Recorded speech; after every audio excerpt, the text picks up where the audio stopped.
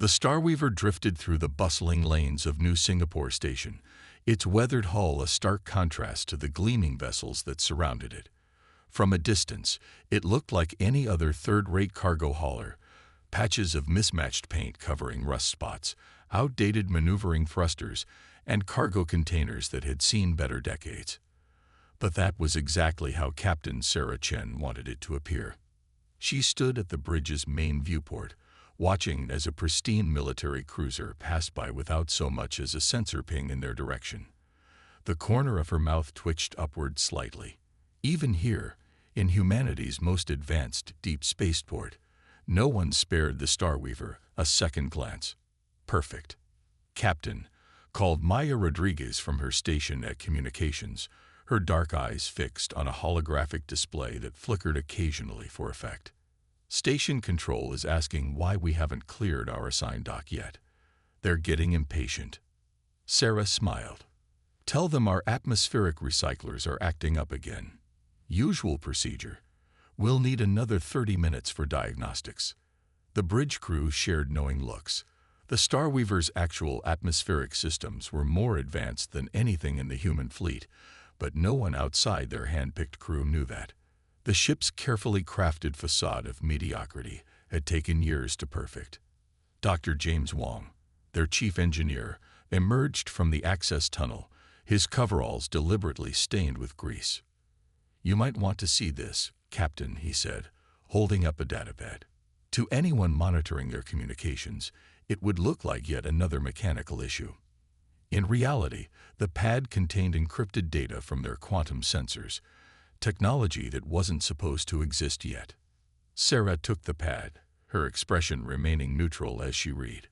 The Starweaver's advanced detection systems had picked up something massive entering the outer reaches of the system. Multiple somethings, moving in formation. "How many?" she asked quietly. 47 distinct signatures," James replied. "Unlike anything in our database. They're running cold, trying to stay hidden, but our sensors can pick up their quantum wake." Sarah nodded slowly. This was what they had been waiting for, what the Starweaver had been built to detect. Humanity had known first contact with an advanced civilization was inevitable. They just hadn't known when it would come. "Maya, send the coded update to command. Standard channels, varied and routine maintenance requests." Sarah turned to her navigation officer, David Kumar.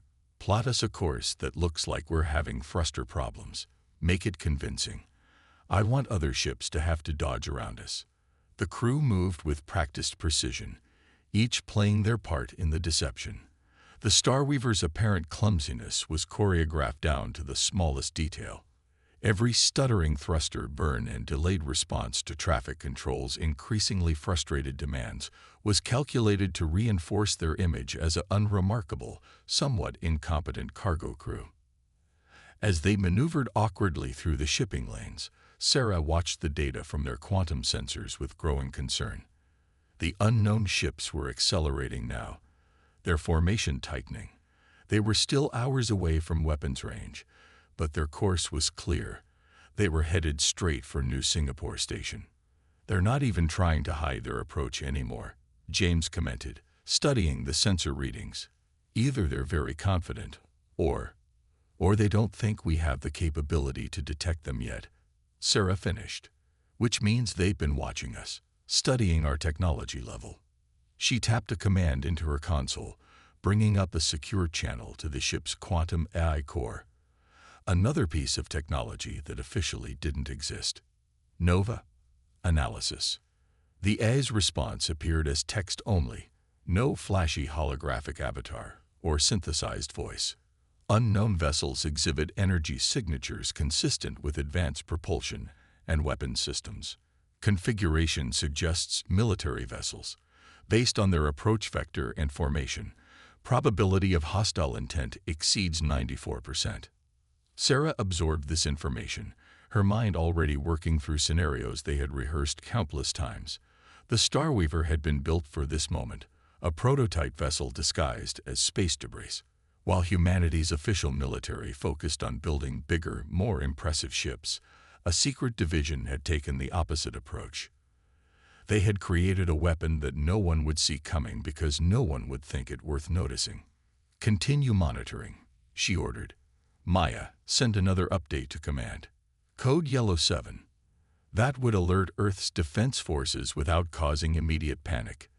They needed time to position their assets. The next few hours passed in careful preparation disguised as incompetence.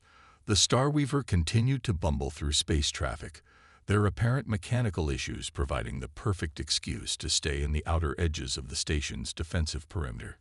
Other ships gave them a wide berth, captains and crews likely cursing the seemingly hapless cargo hauler under their breath. Sarah used the time to study the approaching fleet's formation. Their precision was impressive, their coordination suggesting both advanced technology and extensive military experience. But there was something else in their movement that worried her more. Confidence. No, not just confidence. Arrogance. "They're not even considering that we might be a threat," she murmured, watching the tactical display. "They're so certain of their technological superiority that they're not bothering with basic tactical precautions." James nodded grimly. "Their scan patterns are focusing on the station's military vessels and defense platforms. They're completely ignoring civilian ships." He paused, checking another reading. "Including us. Nova, time estimate. Unknown fleet will enter weapons range in 47 minutes at current velocity.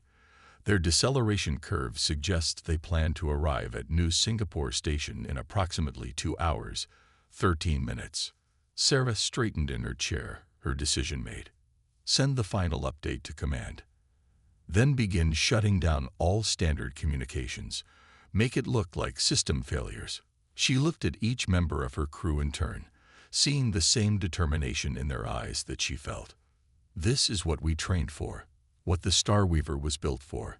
As Maya began the process of accidentally losing their communication systems, Sarah allowed herself a small smile.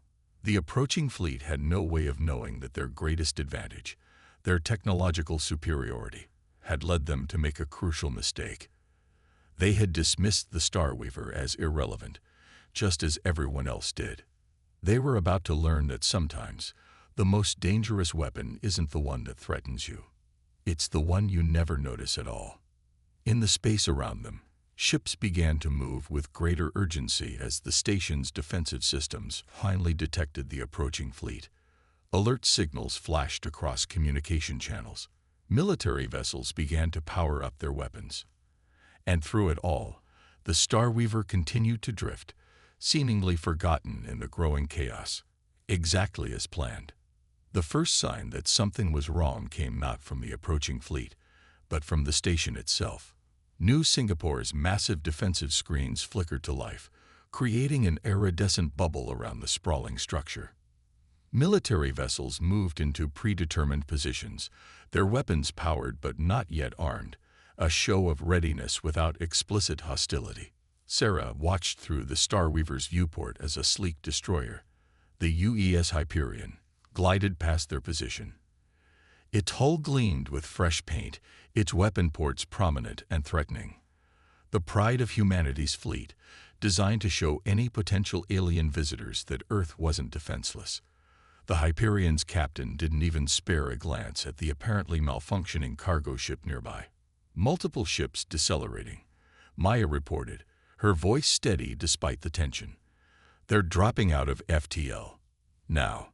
The space before them twisted as 47 vessels emerged from faster-than-light travel. Their hulls seemed to absorb light rather than reflect it, creating an unsettling void against the star-filled background. The ships moved with impossible grace, their formation never wavering despite the complex transition to normal space. "Nova, analysis of their hull composition," Sarah asked quietly. The as response appeared on her personal display. "Material is unknown. Quantum scanning reveals crystalline structure unlike any documented substance. Density and energy absorption capabilities exceed all known human materials by several orders of magnitude." Before Sarah could respond, every display in the station's vicinity lit up with an incoming transmission. The alien fleet wasn't bothering with standard first contact protocols.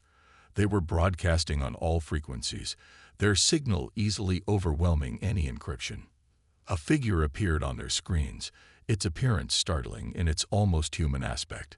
The alien had humanoid features but was entirely hairless, its skin a pale lavender color that seemed to shift in the light.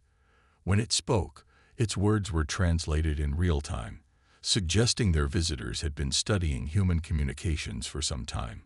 "Attention, human settlement."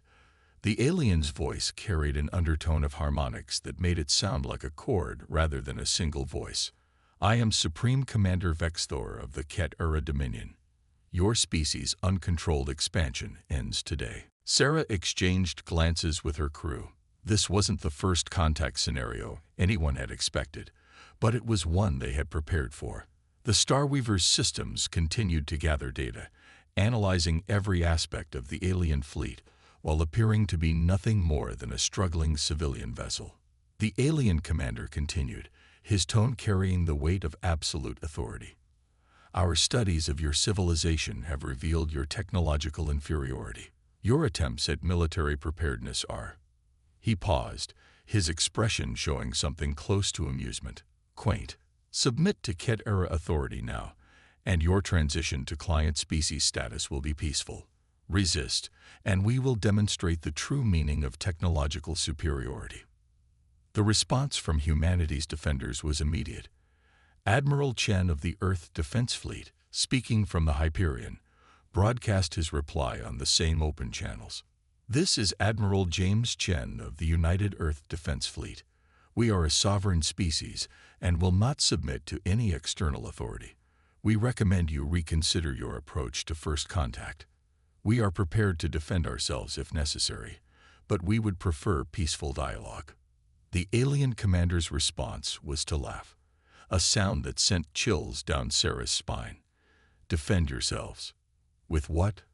Our scans show your most advanced vessels are barely capable of efficient FTL travel. Your weapons are primitive, your shields rudimentary. We have vessels in our civilian fleet more advanced than your proudest warships." As if to demonstrate his point, energy readings from the alien fleet began to spike. Their ships moved into an attack formation that seemed to defy normal space mechanics, each vessel perfectly synchronized with the others. "Nova," Sarah vocalized, using the neural link that connected her to the ship's eye. "Are you getting all this?" "Affirmative." Their attack formation matches predicted patterns from theoretical xenomilitary studies. They are positioning for a demonstration strike, likely targeting a civilian structure to prove their superiority. Sarah nodded slightly. Just like the simulation suggested, a technologically superior species would want to demonstrate their power while minimizing actual damage. At first, keep analyzing their shield frequencies. The alien commander was speaking again, his voice now tinged with what seemed like genuine regret. "To demonstrate the futility of resistance, we will now disable one of your civilian habitats. The structure will remain intact, but all power will be eliminated. Consider this a small taste of our capabilities." A beam of coherent energy lanced out from one of the smaller alien vessels, striking a residential section of New Singapore Station. True to the commander's word, it didn't cause physical damage. Instead, every system in that section simply went dark. Thousands of people would now be depending on emergency life support. The message was clear. The aliens could have killed them all, but chose not to. Yet, "Captain," James called softly from his station, their weapon signature. "Nova's analysis shows their entire fleet uses the same base frequency for their energy weapons. It's more efficient than anything we've developed, but it means they're all vulnerable to the same countermeasures," Sarah finished. "If we can crack one, we crack them all." She allowed herself a small smile. "And they're so confident in their superiority that they'll never expect it." The alien commander was still speaking, laying out his terms for humanity's surrender, when Sarah noticed something interesting. The Ket-Ura ships were maintaining their formation, but they were completely ignoring the civilian vessels around them. Their targeting sensors swept past the Starweaver without pausing, their threat assessment systems dismissing the battered cargo ship as irrelevant. Maya, status of the quantum transmitter. Ready, Captain. Disguised as radiation leakage from our malfunctioning drive core. Sarah nodded, watching as more alien ships moved into position around the station. Their arrogance was their weakness.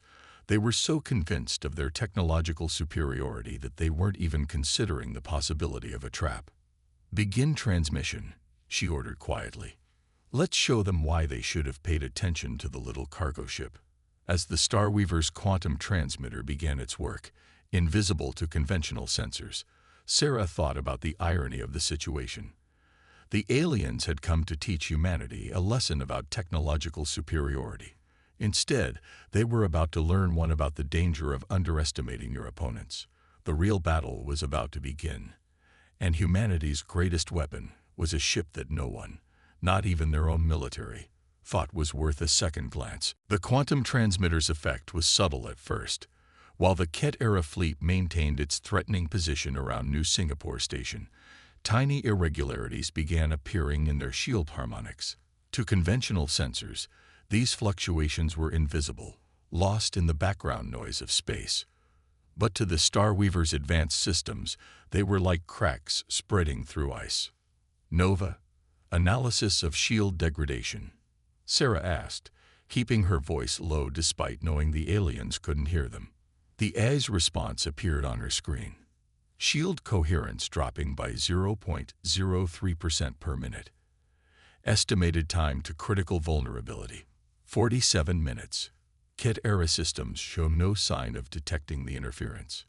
Sarah nodded, watching as another alien ship glided past their position, its sensors sweeping through space without even registering the Starweaver as a potential threat.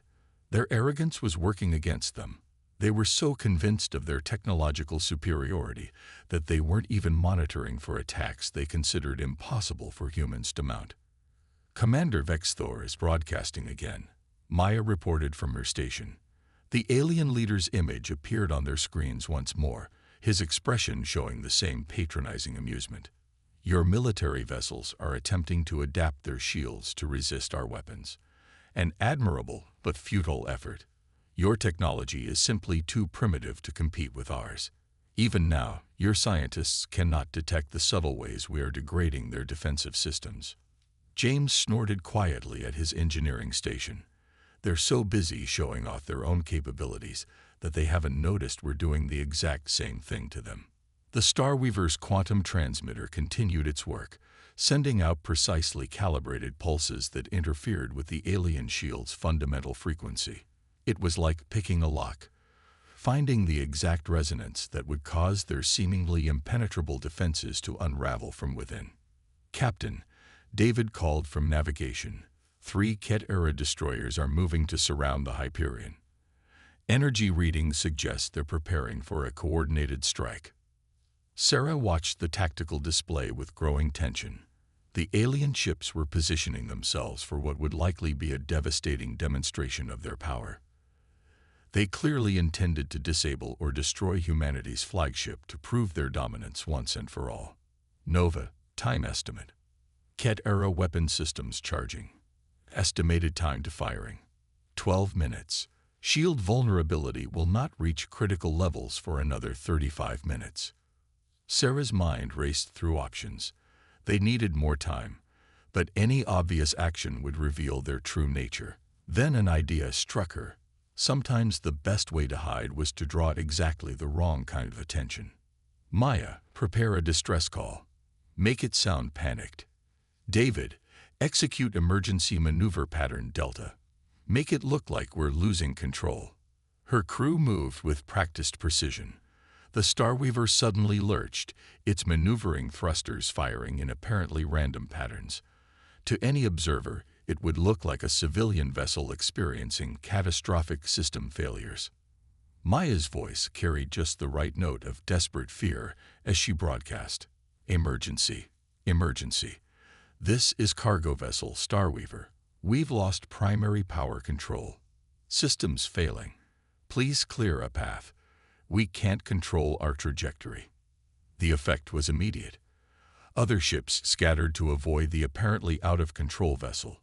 Even the Ket-era destroyers adjusted their position slightly, their formation shifting to avoid a collision with what they saw as a piece of drifting space debris. "They're moving to block our drift pattern," David reported with satisfaction. "Exactly where we want them." The alien ships had indeed shifted, their new position placing them directly within the most concentrated field of the Starweaver's quantum interference. Shield degradation rates doubled instantly, though the Ket-era remained oblivious to the threat. Commander Vexthor's voice filled the communications channels again, now tinged with irritation. "Control your civilian vessels, or we will be forced to eliminate them. Such incompetence only proves your species' need for proper guidance." Sarah allowed herself a small smile. The aliens' contempt was working perfectly in their favor. The Ket-era were so focused on demonstrating their superiority that they couldn't conceive of being outmaneuvered by what they saw as primitive technology. "Nova, recalculate shield degradation time with new positioning. Critical vulnerability will now be achieved in 18 minutes. However, Ket-era weapons will be ready to fire in 7 minutes." Sarah's expression hardened. They were still working against the clock, but now they had a fighting chance. "Maya, send the coded burst to Admiral Chen. 3 pulses, encrypted in the background radiation of our engine leak." The message was simple. "Hold. Shield Richi, imminent. Wait for is IGNNL." Through the viewport, Sarah could see the Hyperion's weapon ports glowing as they charged, preparing for what would likely be a futile defense against the alien attack. The human military had no way of knowing that their best chance at victory lay with an apparently malfunctioning cargo ship. "Ket-era vessels entering final attack position," David reported. "Their weapon signatures are approaching peak charge." Sarah watched the tactical display intently, monitoring the degradation of the alien shields. They were walking a knife's edge. If they revealed their true nature too soon, they would lose their only advantage. If they waited too long, the Hyperion and its crew would be destroyed. "Captain," James called urgently, detecting power spikes in the Ket-era fleet. "They're accelerating their attack timeline." The alien ships began to move with deadly purpose, their weapons building to full power. On all channels, Commander Vexthor's voice rang out one final time. "Let this demonstration show all humanity the price of defiance." Sarah's hand hovered over the control that would activate the Starweaver's true weapons. Everything depended on timing it perfectly, waiting until the last possible moment when the alien shields were at their weakest. Nova's text scrolled across her screen. "Shield vulnerability at 89% and climbing. Ket-era weapons at 97% charge. Firing imminent." Sarah took a deep breath, watching as the alien destroyers reached their final attack position. Sometimes, she reflected, the greatest power lay not in being the strongest, but in being underestimated by those who thought themselves invincible. "All hands," she said quietly, "prepare for combat revelation." In the instant before the Ket-era ships fired, the Starweaver transformed. Panels that had appeared to be rusted cargo containers split apart with precision, revealing pristine weapon ports. The ship's seemingly stuttering engines suddenly pulsed with controlled power, its movements becoming graceful and deliberate. Most importantly, the quantum transmitter that had been slowly undermining the alien shields reached its full potential. "Nova, execute attack pattern Omega," Sarah commanded, her voice steady. "Transmit shield frequencies to the fleet." The effect was immediate and devastating. As the Ket-era destroyers fired at the Hyperion, their weapons charged with enough power to tear through conventional defenses, their own shields flickered and failed. The carefully calculated quantum interference pattern had created a cascading failure that spread through their entire formation. Commander Vexthor's voice filled the communications channels, but this time the smug superiority was replaced by shock. "Impossible. Our sensors detect a power surge from that cargo vessel. How dare you deceive?" Sarah cut off the transmission with a gesture. "Maya, send the signal to Admiral Chen. James, bring our primary weapons online. Let's show them what human ingenuity really looks like. The Starweaver's true weapons emerged from their hiding places, not the crude mass drivers or laser arrays the aliens had expected from human technology, but something far more sophisticated. Quantum entangled particle beams, designed to bypass even the most advanced shielding systems, powered up with a high-pitched hum. Multiple Ket-era vessels attempting to restore shields, David reported, his hands dancing across his control panel. They're trying to modify their frequencies, but Nova's algorithms are adapting faster than their systems can compensate. The space around New Singapore Station erupted into chaos. The human fleet, now armed with the shield frequencies transmitted by the Starweaver, began to engage the suddenly vulnerable alien ships. The Hyperion led the charge, its conventional weapons now finding purchase against the Ket-era's previously impenetrable defenses. Enemy flagship is attempting to coordinate a response, Maya called out. They're ordering their fleet to target us specifically. Sarah nodded grimly. Just as expected. Nova, initiate countermeasure Suite Alpha. Show them why underestimating human technology was their second mistake.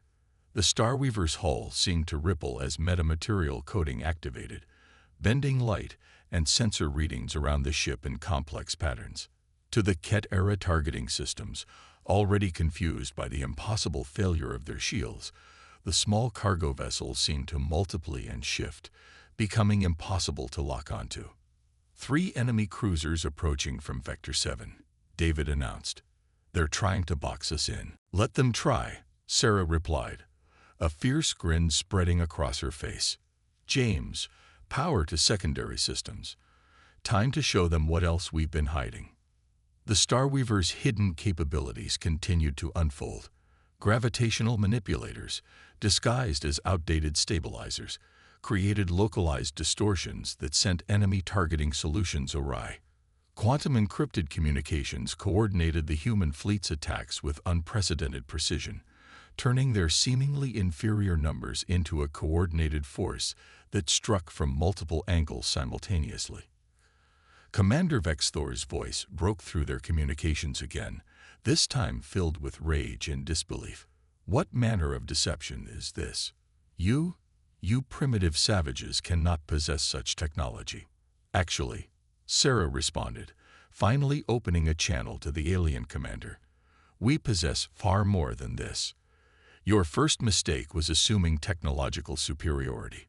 Your second was failing to consider that we might let you think that on purpose. A Ket-era destroyer exploded as the Hyperion's weapons found their mark, its compromised shields offering no protection. The coordinated alien formation began to break apart as ships tried to adapt to threats they had never expected to face. Multiple enemy vessels attempting emergency FTL jumps, Maya reported. Their drive signatures are unstable. The quantum interference is affecting their calculations. Sarah watched as several Ket-era ships tried to escape, only to have their FTL initiations fail catastrophically. The Starweaver's quantum transmitter wasn't just affecting their shields, it was disrupting any technology that relied on similar frequency patterns. Captain, James called out, detecting massive power surge from the enemy flagship. They're diverting all power to their primary weapon array. Through the viewport, Sarah could see the Ket-era command ship's hull beginning to glow with gathered energy. It was a desperate move, channeling everything they had into one overwhelming strike. They're targeting the station. Nova's text scrolled across her screen. Estimated power levels exceed all previous measurements. Standard defenses will not withstand direct impact. Sarah's mind raced through options. The Starweaver's quantum interference had worked perfectly against the alien shields, but this was different. This was raw power, the kind of desperate attack that came when a technologically superior force suddenly found itself vulnerable. Nova, analysis of attack vector and power signatures. Find me a weakness. The AI's response was immediate. Enemy weapon configuration requires perfect frequency alignment for maximum effect. Their power concentration creates a vulnerability to targeted gravitational disruption. A plan formed in Sarah's mind. It was risky, potentially suicidal, but they had trained for scenarios like this. The Starweaver's true purpose had never been just to expose enemy weaknesses. It was designed to exploit them in ways no one would expect. "All hands," she announced, her voice carrying the weight of command. "Prepare for maximum gravitational manipulation. We're going to show them one last trick they didn't see coming." As the Ket-era flagship's weapon reached critical levels, the Starweaver moved into position. They had revealed their technological capabilities, but they had one more surprise left. One final demonstration of why underestimating humanity was the greatest mistake the aliens could have made. The Ket-era flagship's weapon reached critical mass, its hull blazing with contained energy. To conventional sensors, it would have appeared unstoppable. A blast powerful enough to tear through New Singapore Station's defenses and kill millions.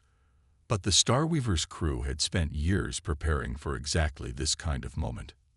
"Nova, initiate gravitational lens array," Sarah commanded. "Full power to field generators." The ship's hidden gravitational manipulators activated at full capacity, creating a complex web of localized space-time distortions. To an outside observer, it would have looked like reality itself was bending around the small cargo vessel. "Enemy weapon discharge in 5 seconds," Maya reported, her voice steady despite the tension. Sarah's hands tightened on her command chair. "James, synchronize the gravitational fields with their weapon frequency.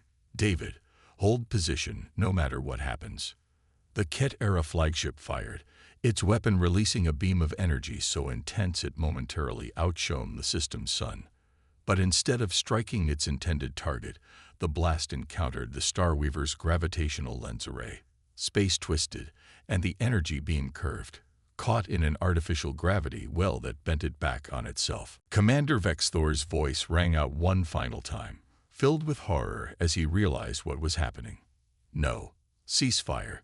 CEA." The beam struck the Ket-era flagship, its own energy turned against it by human ingenuity. Shields already weakened by the quantum interference had no hope of stopping a blast of this magnitude. The massive vessel's hull cracked, then shattered, secondary explosions cascading through its structure. "Enemy flagship critically damaged," David announced. "Their command and control network is collapsing." Without their flagship's coordination, the remaining Ket-era ships fell into disarray. Some attempted to flee, only to find their FTL drives still compromised by the Starweaver's quantum interference. Others tried to continue fighting, but against a human fleet now armed with the knowledge of their weaknesses, they stood no chance. "Captain," Maya called out, receiving transmission from Admiral Chen. Sarah nodded, and the Admiral's image appeared on their main screen. His expression was a mixture of amazement and pride. "Captain Chen." "Sarah, I don't know whether to promote you or court-martial you for keeping this ship's capabilities secret for so long." Sarah allowed herself a small smile.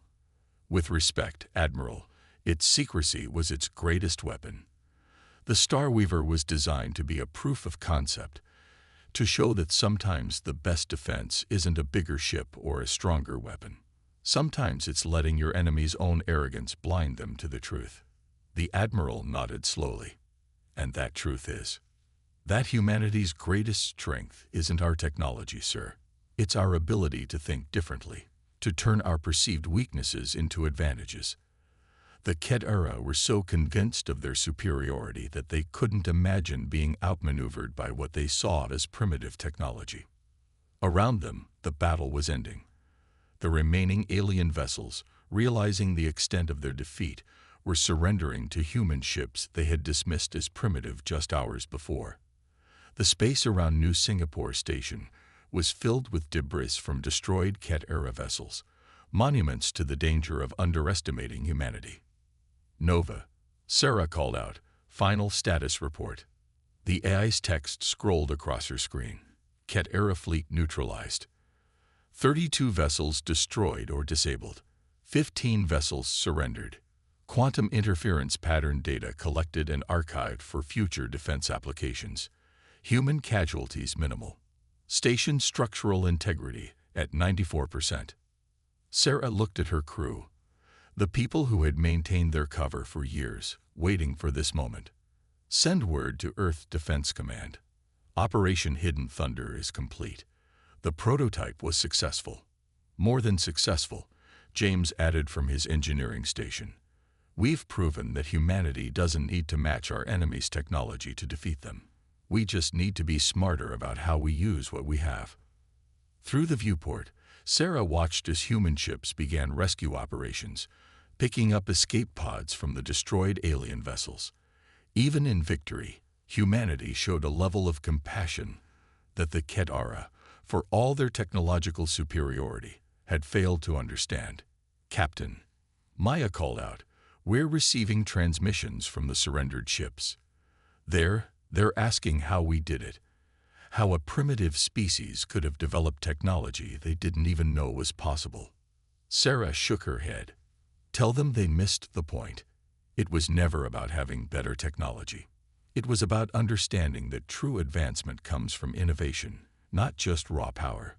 We let them think we were primitive because we knew their arrogance would prevent them from seeing the truth until it was too late. The Starweaver's systems began powering down, its advanced weapons and defenses once again hidden behind the facade of a humble cargo ship. Soon, it would return to being the vessel everyone ignored, ready for the next time humanity needed its special capabilities. Send one final message to the Ket-era survivors, Sarah ordered. Tell them the humanity welcomes peaceful contact with other species, but we will not be underestimated or bullied. We may not always have the biggest ships or the most advanced weapons, but we will always find a way to survive and thrive.